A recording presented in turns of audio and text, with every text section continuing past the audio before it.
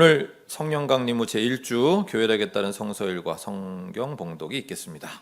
이사야 6장 1절에서 8절의 말씀입니다. 우시야 왕이 죽던 해에 나는 높이 들린 보좌에 앉아 계시는 주님을 배웠는데 그의 옷자락이 성전에 가득 차 있었다. 그분 위로는 스랍들이 서 있었는데 스랍들은 저마다 날개를 6 가지고 있었다. 들로는 얼굴을 가리고 들로는 발을 가리고 나머지 들로는 날고 있었다. 그리고 그들은 큰 소리로 노래를 부르며 화답하였다. 거룩하시다, 거룩하시다, 거룩하시다. 만군의 주님, 온 땅에 그의 영광이 가득하다. 우렁차게 부르는 이 노랫소리에 문지방의 터가 흔들리고 성전에는 연기가 가득 찼다. 나는 부르짖었다. 재앙이 나에게 닥치겠구나. 이제 나는 죽게 되었구나. 나는 입술이 부정한 사람인데 입술이 부정한 백성 가운데 살고 있으면서 왕이신 만군의 주님을 만나 뵙다니. 그때 스랍들 가운데서 하나가 제단에서 타고 있는 숯을 부집게로 집어 손에 들고 나에게 날아와서 그것을 나의 입에 대며 말하였다. 이것이 너의 입술에 닿았으니 너의 악은 사라지고 너의 죄는 사해졌다. 그때 나는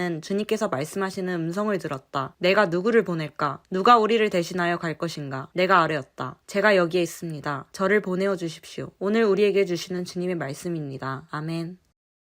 시편 29편의 말씀입니다. 하나님을 모시는 권능 있는 자들아, 영광과 권능을 주님께 돌려드리고 또 돌려드려라. 그 이름에 어울리는 영광을 주님께 돌려드려라. 거룩한 옷을 입고 주님 앞에 꿇어 엎드려라. 주님의 목소리가 물 위로 울려 퍼진다. 영광의 하나님이 우레소리로 말씀하신다. 주님께서 큰 물을 치신다. 주님의 목소리는 힘이 있고 주님의 목소리는 위엄이 넘친다. 주님께서 목소리로 백향목을 쪄개고 레바논의 백향목을 쪄개신다. 레바논 산맥을 송아지처럼 뛰놀게 하시고 시련산을 들 송아지처럼 날뛰게 하신다. 주님의 목소리에 불꽃이 튀긴다. 주님의 목소리가 광야를 흔드시고 주님께서 가데스 광야를 뒤흔드신다. 주님의 목소리가 암사슴을 놀래켜 낙태하게 하고 우거진 숲조차 벌거숭이로 만드시니 그분의 성전에 모인 사람들이 하나같이 영광하고 외치는구나. 주님께서 범람하는 홍수를 정복하신다. 주님께서 영원토록 왕으로 다스리신다. 주님은 당신을 따르는 백성에게 힘을 주신다. 주님은 당신을 따르는 백성에게 평화의 복을 내리신다. 오늘 우리에게 주시는 주님의 말씀입니다. 아멘. 로마서 8장 12절에서 17절의 말씀입니다. 그러므로 형제자매 여러분, 우리는 빚을 지고 사는 사람들이지만 육신의 빚을 진 것이 아닙니다. 우리는 육신을 따라 살아야 할 존재가 아닙니다. 여러분이 육신을 따라 살면 죽을 것입니다. 그러나 여러분이 성령으로 몸의 행실을 죽이면 살 것입니다. 하나님의 영으로 인도함을 받는 사람은 누구나 다 하나님의 자녀입니다. 여러분은 또다시 두려움에 빠뜨리는 종살이의 영을 받은 것이 아니라 자녀로 삼으시는 영을 받았습니다. 그래서 우리는 그 영으로 하나님을 아빠, 아버지라고 부릅니다. 바로 그때에 그 성령이 우리의 영과 함께 우리가 하나님의 자녀임을 증언하십니다. 자녀이면 상속자이기도 합니다. 우리가 그리스도와 함께 영광을 받으려고 그와 함께 고난을 받으면 우리는 하나님이 정하신 상속자요, 그리스도와 더불어 공동 상속자입니다. 오늘 우리에게 주시는 주님의 말씀입니다. 아멘. 요한복음 3장 1절에서 17절의 말씀입니다. 바리새파 사람 가운데 니고데모라는 사람이 있었다. 그는 유대 사람의 한 지도자였다. 이 사람이 밤에 예수께 와서 말하였다. 라삐님, 우리는 선생님이 하나님께로부터 오신 분임을 압니다. 하나님께서 함께하지 않으시면 선생님께서 행하시는 그런 표징들을 아무도 행할 수 없습니다. 예수께서 그에게 말씀하셨다. 내가 진정으로 너에게 말한다. 누구든지 다시 나지 않으면 하나님 나라를 볼 수 없다. 니고데모가 예수께 말하였다. 사람이 늙었는데 그가 어떻게 태어날 수 있겠습니까? 어머니 뱃속에 다시 들어갔다가 태어날 수야 없지 않습니까? 예수께서 대답하셨다. 내가 진정으로 너에게 말한다. 누구든지 물과 성령으로 나지 아니하면 하나님 나라에 들어갈 수 없다. 육에서 난 것은 육이요 영에서 난 것은 영이다. 너희가 다시 태어나야 한다고 내가 말한 것은 너는 이상히 여기지 말아라. 바람은 불고 싶은 대로 분다. 너는 그 소리는 듣지만 어디에서 와서 어디로 가는지는 모른다. 성령으로 태어난 사람은 다 이와 같다. 니고데모가 예수께 물었다. 어떻게 이런 일이 있을 수 있습니까? 예수께서 대답하셨다. 너는 이스라엘의 선생이면서 이런 것도 알지 못하느냐? 내가 진정으로 진정으로 너에게 말한다. 우리는 우리가 아는 것을 말하고 우리가 본 것을 증언하는데 너희는 우리의 증언을 받아들이지 않는다. 내가 땅의 일을 말하여도 너희가 믿지 않거든. 하물며 하늘의 일을 말하면 어떻게 믿겠느냐. 하늘에서 내려온 이 곧 인자밖에는 하늘로 올라간 이가 없다. 모세가 광야에서 뱀을 든 것 같이 인자도 들려야 한다. 그것은 그를 믿는 사람마다 영생을 얻게 하려는 것이다. 하나님께서 세상을 이처럼 사랑하셔서 외아들을 주셨으니 이는 그를 믿는 사람마다 멸망하지 않고 영생을 얻게 하려는 것이다. 하나님께서 아들을 세상에 보내신 것은 세상을 심판하시려는 것이 아니라 아들을 통하여 세상을 구원하시려는 것이다. 오늘 우리에게 주시는 주님의 말씀입니다. 아멘. 기도드리고 설교 말씀 받도록 하겠습니다. 주님, 오늘도 저희들에게 생명을 주심을 감사합니다. 특별히 주님의 날 저희가 함께 모여 예배드릴 수 있도록 저희를 인도하시고 저희를 초대하심을 감사드립니다. 주님, 이 시간 주님의 말씀을 받고자 합니다. 주여, 우리에게 은총을 베풀어 주옵소서. 부족한 중 붙들어 주셔서 말씀을 전하는 자나 받는 자 모두 성령과 진리 가운데 주님의 귀한 뜻을 받고 깨닫는 귀하고 복된 시간으로 허락하여 주옵소서. 함께 하심을 바라고 함께 하심을 믿사오며 우리 주 예수 그리스도의 이름으로 기도합니다. 아멘. 지난 한 주도 주님을 따르기 위해 쓴 여러분 모두를 주님의 이름으로 축복합니다. 오늘도 우리는 성부, 성자, 성령 삼위 하나님께서 우리에게 명하시는 생명의 길 그 위로 걸으며 주님을 따르고자 합니다. PPT에 보네퍼 목사님 글을 잠깐 소개를 하겠습니다. 자유를 찾아 떠나려거든 가장 먼저 감각과 영혼을 훈련하라. 그리하여 욕망과 몸의 지체들이 그대를 이리저리 끌고 다니지 못하게 하라. 영과 육을 순결하게 하고 정해진 목표를 향해 그대를 온전히 들여 복종하라. 훈련을 통하지 않고는 그 누구도 자유의 비밀을 경험하지 못하리. 신간인데요, 비교적 나의 청년에게라는 책에 나오는 자유에 이르는 길 위의 정거장들이라는 소제목의 글입니다.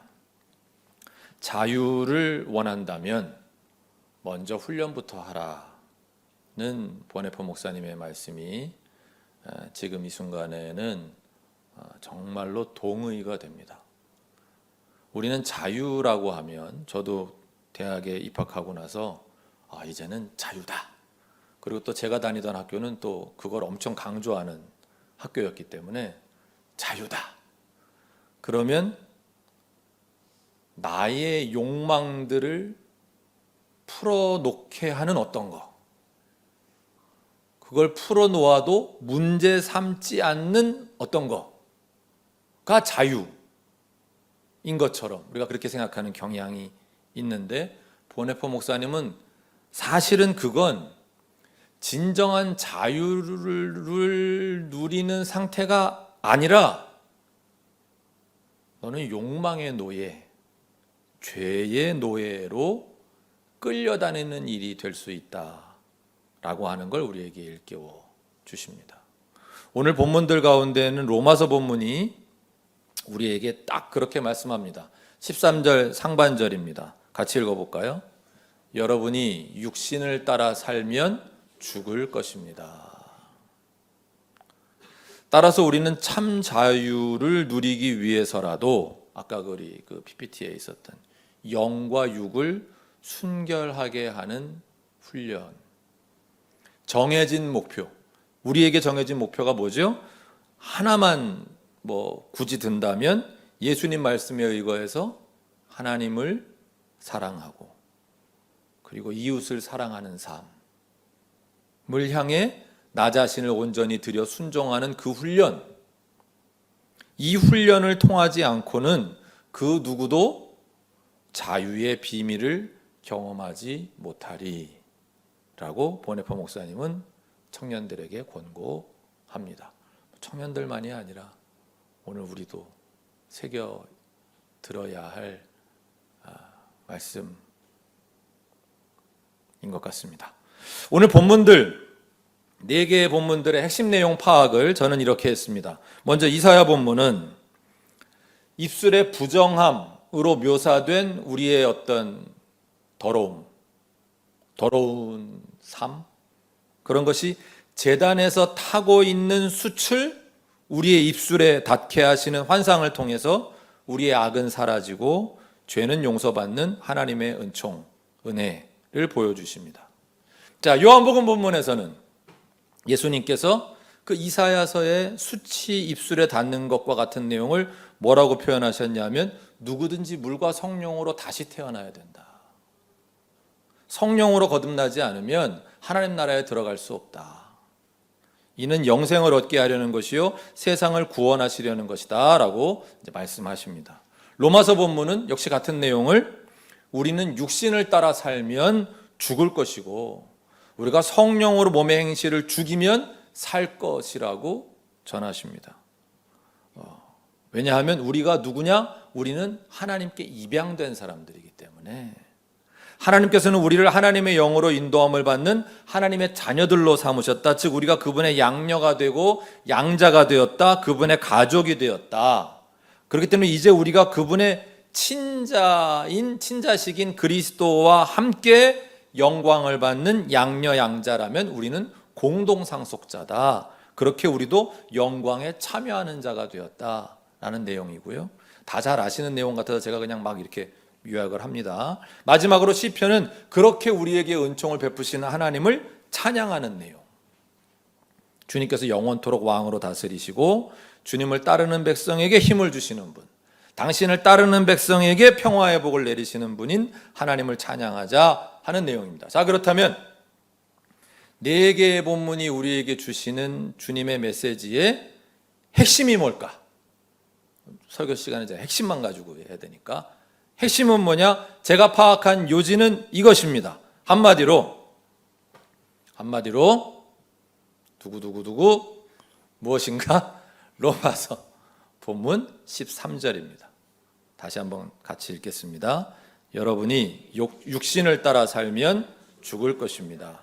그러나 여러분이 성령으로 몸의 행실을 죽이면 살 것입니다. 인간에게는 3가지 욕구가 있다 그러죠. 탐식, 탐색, 탐물. 탐식이 무엇입니까? 맛있는 거를 먹고 싶은 욕구. 탐색은 성적인 욕구. 탐물이란 재산, 재물에 대한 욕구. 내 것으로 삼고 싶은 탐심을 말합니다. 로마서 본문이 말씀하시는 육신을 따라 사는 삶이란 바로 이 3가지 욕구를 충족시키는 게 그게 잘 사는 거지 라고 생각하는 삶을 얘기하는 겁니다. 남들보다 맛있는 거 먹고, 그래서 우리 맛있는 거 먹을 때 꼭 사진 찍어가지고 SNS에 올리잖아요. 뭐 그거 나쁘다는 건 아닌데, 근데 그거 자꾸 올리니까 사람들은 맨날 그렇게 먹고 다니는 줄만 알죠. 아닌데 낫지. 원래는 된장찌개 엄청 좋아하는데 집에서 끓이는 거. 근데 아무튼 뭔가 남들보다 더 내가 잘 먹고 잘 산다. 그러고 싶은 마음, 남들보다 더 멋진 남자, 예쁜 여자랑 성적인 욕구를 해소하고 싶은 마음, 남들보다 더 많이 더 좋은 거 갖고 사는 삶이 그게 잘 사는 거지 라고 믿는 삶이 육신을 따라 사는 삶이다. 오늘 하나님께서는 우리에게 분명히 경고하십니다. 여러분이 육신을 따라 살면 죽을 것입니다 라고 말입니다.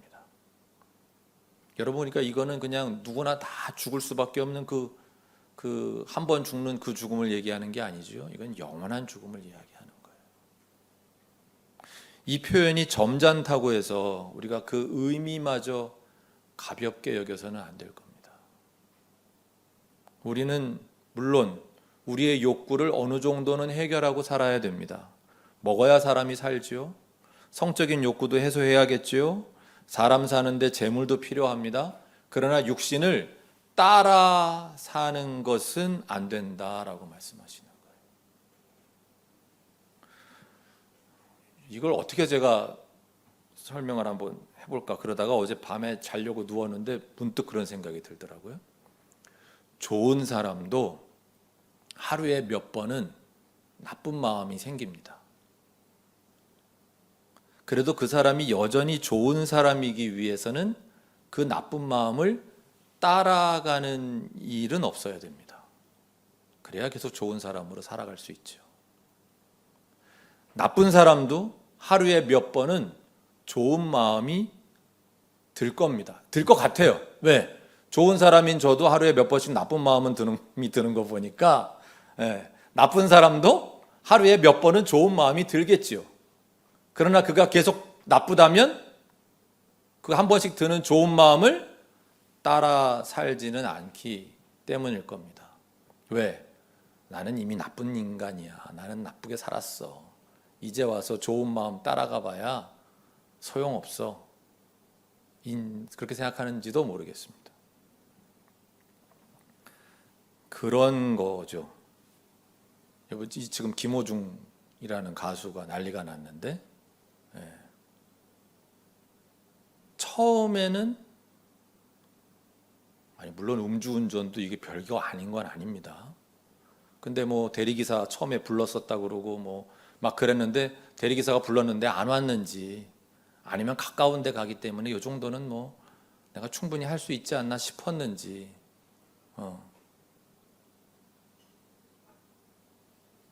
나쁜 마음을 음주운전하면 안 돼 알고 있었지만 음주운전 조금 해도 되지 않을까?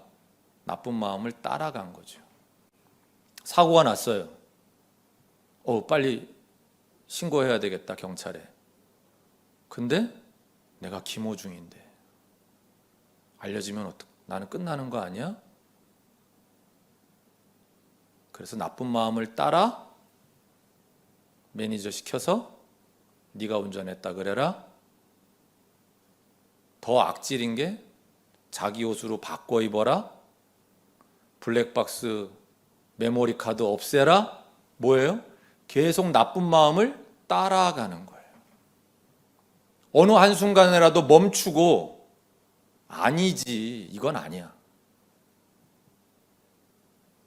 그냥 죗값 달게 받으면 되지. 음주운전 했습니다. 정말 죄송합니다. 그랬으면 이렇게까지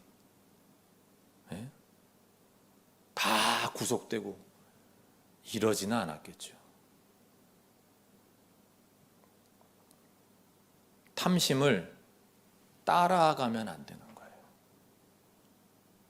욕구를 따라가면 안 되는 거예요. 이건 우리 삶을 망가뜨리는 정도가 아니라 영원한 죽음에 이른다고 오늘 성경은 경고하고 계시는 거예요. 한 번씩 그런 마음이 들 수는 있지만 따라가지는 말자. 그럼 어떻게 해야 됩니까? 13절 하반절에 뭐라고 했어요? 여러분이 성령으로 몸의 행실을 죽이면 살 것입니다. 이 말씀을 보고 들은 그리스도인들 가운데 어떤 분들은 그러니까 나는 아무것도 안 하고 있으면 되는구나. 성령님이 몸의 행실을 죽이실 때까지 나는 그냥 가만히 있기만 하면 되는구나 라는 분들이 계시는데 이건 심각한 오해입니다. 성경을 너무 잘못 읽으신 거예요. 그 본문 17절에 뭐라고 하셨죠? 같이 읽어볼까요? 자님 상속자이기도 합니다. 우리가 그리스도와 함께 영광을 받으려고 그와 함께 고난을 받으면 우리는 하나님이 정하신 상속자요 그리스도와 더불어 공동 상속자입니다. 우린 뭘 해야 되는 겁니까? 그러면 그와 함께 고난을 받으면 두 가지 핵심 요소가 있습니다. 첫째, 고난을 받는다. 둘째, 그리스도와 함께 고난을 받는다. 이게 포인트입니다. 이 두 가지가 성령으로 몸의 행실을 죽이는 일과 분명한 연관이 있다는 말씀입니다.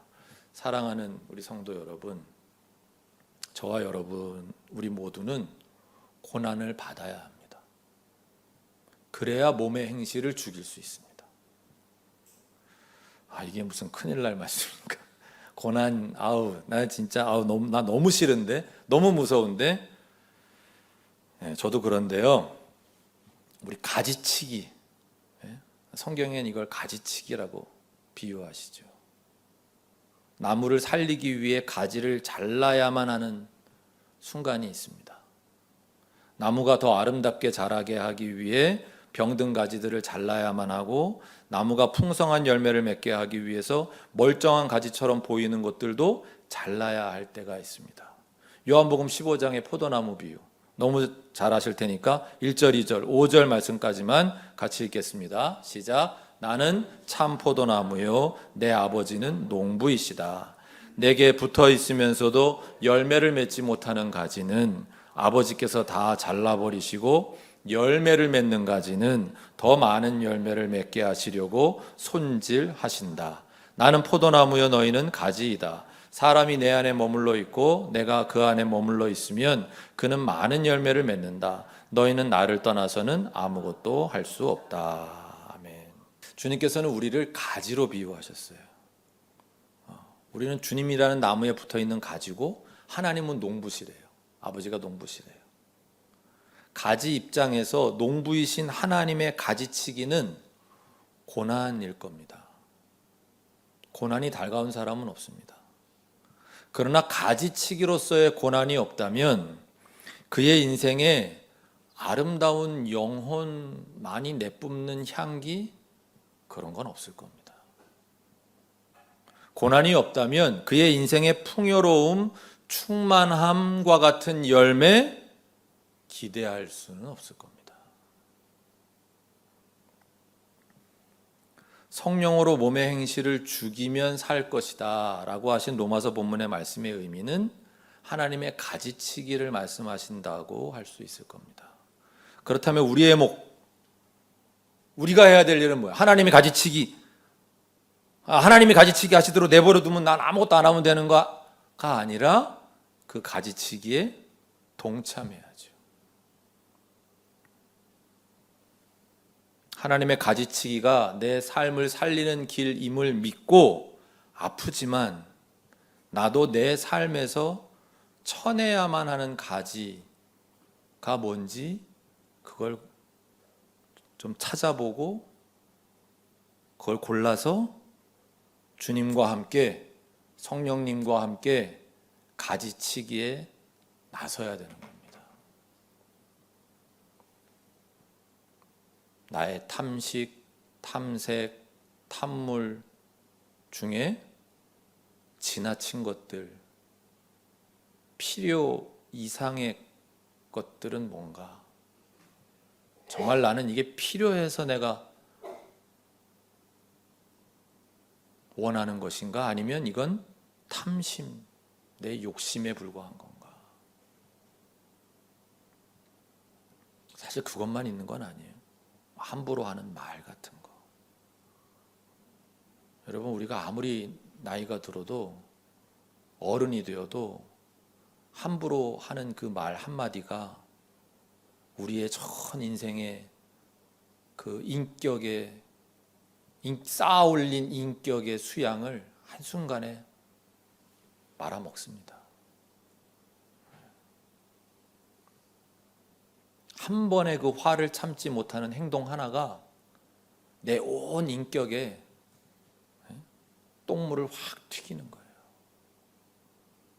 좋은 사람인데 육신의 행실을 따라간 것 때문에 우리가 우리 스스로를 망가뜨리는 거예요. 그거 안 하려고 영성 훈련하고, 그거 안 하려고 기도하고 그렇게 해왔는데,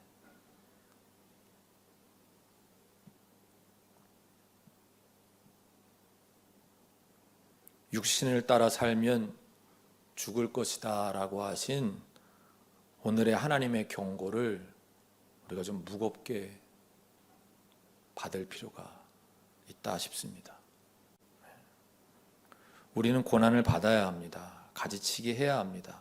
특별히 어떤 가지치기였습니까? 13절은 성령으로 몸의 행실을 죽이면이라고 하셨고 17절은 그리스도와 함께 고난을 받으면이라고 하셨습니다. 그렇습니다. 지금부터는 적극적인 의미의 고난에 대해 말씀하십니다.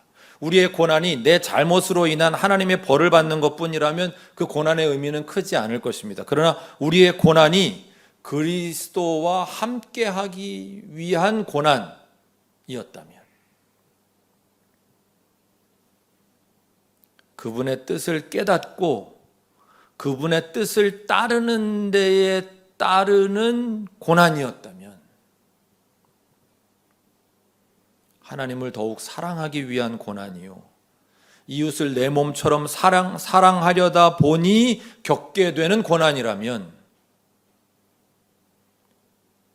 하나님께서 본래 선하고 아름답고 정의롭게 창조하신 세상을 회복하심에 내가 동참하기 위한 고난이라면, 하나님의 평화와 정의를 실천하는 데에서 오는 고난이라면, 그분의 은총을 받은 자로서 그에 합당하게 살기 위해 몸부림치는 데에 따르는 고난이라면, 이것은 분명히 우리를 살리는 고난, 성령으로 몸의 행실을 죽이면 살 것이라고 하신 바로 그 고난이라고 할 수 있을 겁니다. 설교를 정리하겠습니다. 내가 선한 삶을 살려 하기 때문에 생기는 아픔의 문제가 있습니다. 내가 육신을 따라 그냥 살 때는 그냥 재밌고 즐겁고 뭐 그랬었는데, 하나님 뜻을 따라서 살려고 했더니 사는 게 너무 힘들어졌는데, 아픈데? 그럼 이건 뭐지? 선하게 살려고 하는데 기뻐야 되는 거 아닌가? 하나님 뜻 실천하려고 그러는데 보람만 있고 감사만 있어야 되는 거 아닌가? 이런 아픔은 내가 뭔가 잘못된 거 아닌가 하는 의심을 갖게 만들기도 합니다만, 아닙니다. 이것은 열매를 맺기 위한 아픔입니다. 내 삶을 더욱 아름답고 풍성하게 만들기 위한 아픔입니다. 그러니까 이건 꼭 필요한 아픔이죠. 통과해야만 하는 아픔입니다. 아픈데? 깜짝 놀랐다? 그러고 뒤로 도망가는 게, 그거는 마치 출애굽했던 백성들이 자유인으로 사는 게 개 힘들어, 노예 때가 더 좋았어 하고 애굽으로 돌아가겠다고 하는 거랑 똑같은 겁니다. 그래도 자유인으로 살아야죠. 노예로 살 수는 없잖아요. 우리 기독교 역사 가운데 깊이 기도하시던 영성가들의 표현을 빌리자면, 이것이 영혼의 깊은 밤, 우린 그걸 통과해야 되는 겁니다. 깊이 기도하시는 분들일수록 그 영혼의 깊은 밤을 만나시게 되어 있대요. 하나님 안 계신 것 같고, 내 기도 안 들으시는 것 같고, 그런 순간이 반드시 있답니다. 그건 통과해야만 하는 아픔인 거죠. 보네퍼 목사님의 글을 한 번 더 읽는 것으로 설교를 마치겠습니다. 자유를 찾아 떠나려거든 가장 먼저 감각과 영혼을 훈련하라. 그리하여 욕망과 몸의 지체들이 그대를 이리저리 끌고 다니지 못하게 하라. 영과 육을 순결하게 하고 정해진 목표를 향해 그대를 온전히 들여 복종하라. 훈련을 통하지 않고는 그 누구도 자유의 비밀을 경험하지 못하리. 기도드리겠습니다. 여러분이 육신을 따라 살면 죽을 것입니다. 그러나 여러분이 성령으로 몸의 행실을 죽이면 살 것입니다. 주님, 성령님이 쳐내시려고 하는 내 삶의 가지들, 그 부정한 것들 우리도 잘라내기 원합니다. 잘라낼 수 있게 하시고 주님의 선하고 아름다우신 뜻을 위한 고난까지도 감내할 수 있는 귀한 믿음에 이르게 하옵소서. 우리 주 예수 그리스도의 이름으로 기도합니다. 아멘.